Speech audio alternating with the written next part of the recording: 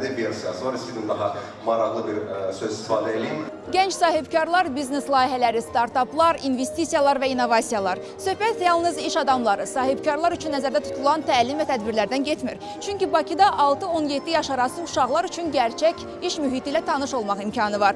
Burada Miniboss Business School Bakunun milli çempionatında gənc sahibkarlar öz biznes ideyalarını təqdim edirlər. Bu ideyalar artıq məktəb layihələrini çoxdan geridə qoyub və real uğura iddialıdır. Ekspert münsiflər heyəti layihələri innovasiyalılıq, gəlirlilik, media təqdimatı və təqdimat keyfiyyəti kimi meyarlarla qiymətləndirirdi. Müsabiqə layihələri 2 kateqoriyaya bölünmüşdü. Qlobal ekoloji mühitin inkişafı və sərbəst sahibkarlıq sahəsində startaplar.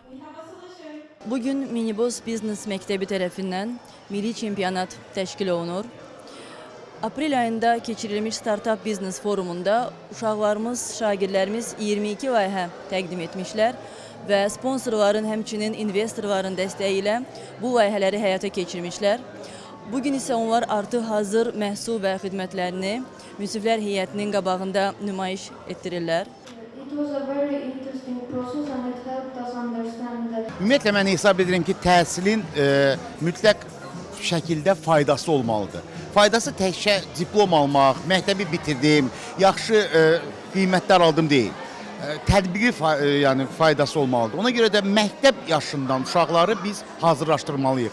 Məktəb yaşından insanlar başa düşməlidirlər ki, bu həyatda yalnız və yalnız insanlara faydalı olmaq, cəmiyyətə, iqtisadiyyətə, dövlətə və hər xalqa faydalı olmaq çox vacibdir. Mənə elə gəlir ki, bu məktəbin, bu böyük təhsil sisteminin, bu innovativ təhsil sisteminin ən vacib məsələsi odur ki, heç kim vaxtını itirməsin. Vaxt itkisi çox pis şeydir. Vaxt itirmək olmaz. Uşaqdan hamı hazırlaşmalıdır.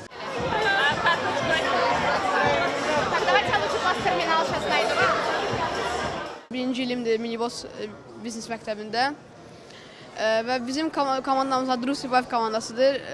Biz orada saç üçün yağlar, saç üçün su və daraq və saç masaژörü işində var.